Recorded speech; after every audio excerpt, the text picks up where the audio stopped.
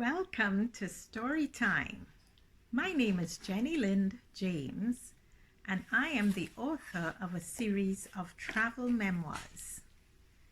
This evening, I'm going to read from one of my memoirs called Red Car, Long Legs.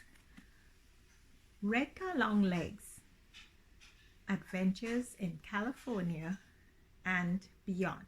Red Car, Long Legs, Adventures in California and Beyond. I lived and worked in California for 6 years.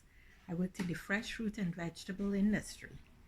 And while I was there, I had many adventures traveling to visit farms and pack houses throughout California, Arizona, Mexico, Central America, and South America. So I compiled quite a few of my travel adventures in this book, Red Car, Long Legs. I'm going to read a few passages from Red Car, Long Legs for you this evening. One of my first assignments, my supervisor and I drove down to Ensenada, an area of Mexico just south of California. We were going to visit a green onion grower, a large farm that was growing to export the green onions into the United States. Here's what happened that day. We passed a few small towns on the way, and then we went past Ensenada, where I heard some cruise ships from the United States would dock. Many party ships came down to Ensenada to take people binge drinking and shopping. We then took a small roadway heading inland. According to Bob, the owners of the company no longer drove down to Baja California to visit farms. They did in the past. There was a new fear of kidnappings. However, he said we had nothing to worry about because we were not wealthy landowners. I was still a little bit worried about our safety. There were not many road signs, but Bob knew where to drive. I was glad the company did not send me on this expedition by myself. I would have been lost many times over without proper road signs. As we turned a bend in the road, we came to a roadblock. A bunch of youths with rifles peered at us and looked around the back seat of the car. I almost wet myself with fear. Bob, my supervisor, however, appeared as calm as usual. "Where are you going?" one of them asked in Spanish. Bob explained in perfect Spanish that we were going to visit the ranch of Jefe Gonzalez in Maniadero. "Oh, really?" said the young man. With that, Bob reached under the car seat and pulled out a wad of US cash and handed it to the spokesperson for the group.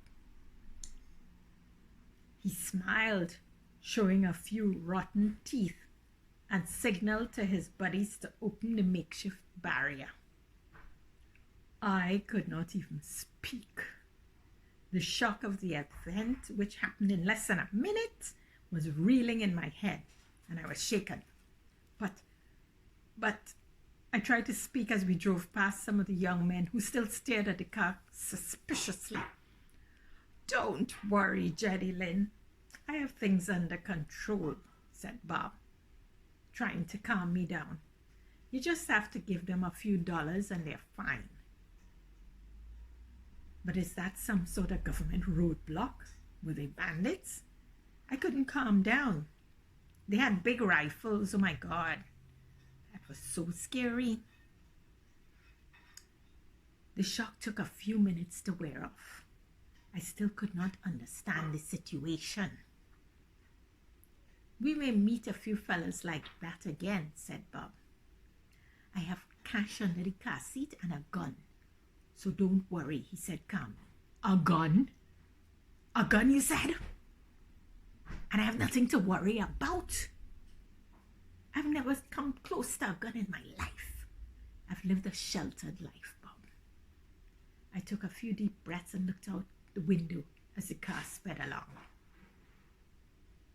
So that was one of my first adventures on the job. To find out what happened next, please get yourself a copy of Red Car, Long Legs, Adventures in California and Beyond. I worked for Dole Food Company in the corporate office, and I was responsible for food safety programs with tropical fruits, bananas, pineapples, and melons grown in Central and South America. So it required traveling to these countries where bananas and pineapples were grown. So I'll tell you about one adventure I had when I went off course in Peru for a few days just to do a little touring on my own before I went to the farms. I was in Cusco, which is the ancient Inca capital up in the mountains, the Andes. And it's so high above sea level, one has to be really careful, not enough oxygen. Please give me a chair, somebody, please, una silla, por favor, I yelled. I was about to collapse as the space revolved around me. A man saw my distress and brought me a chair. It must have been a common sight, collapsing tourists suffering from altitude sickness.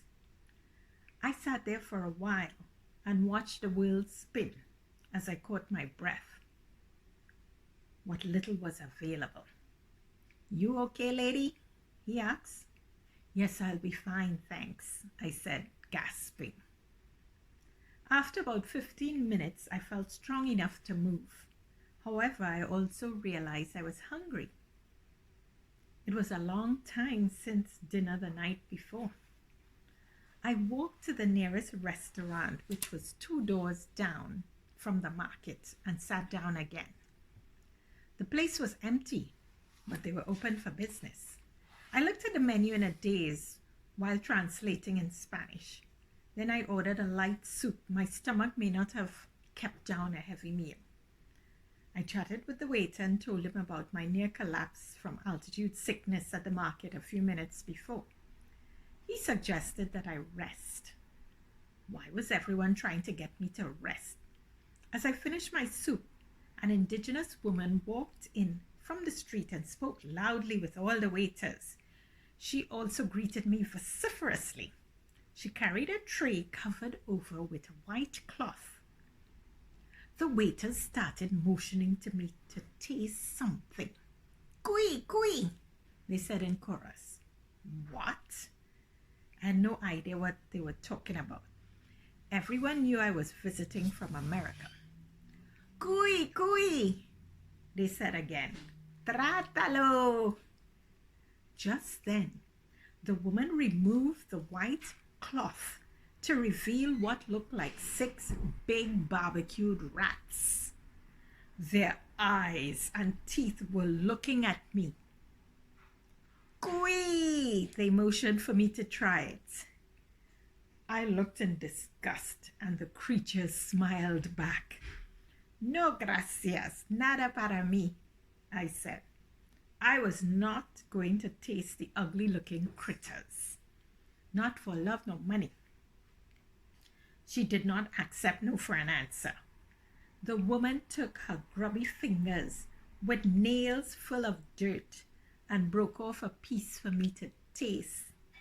By that time, all the waiters in the restaurant were at my table, looking with delight and egging me on to try it. I looked at her fingernails and remembered all the food safety practices I was preaching to people on the farms. Wasn't I in Peru to do inspections of farms? If the altitude sickness didn't get to me, the cuy or her dirty fingernails would certainly finish me off. To find out what happened next, please get a copy of Red Car Long Legs, Adventures in California and Beyond. It's filled with similar stories, an enjoyable read. You can learn more about my travel memoirs at jennylyndjames.com/books. JENNYLYND James JAMES.com/books. Learn about my travel memoirs and get your copy today. Thank you and good evening.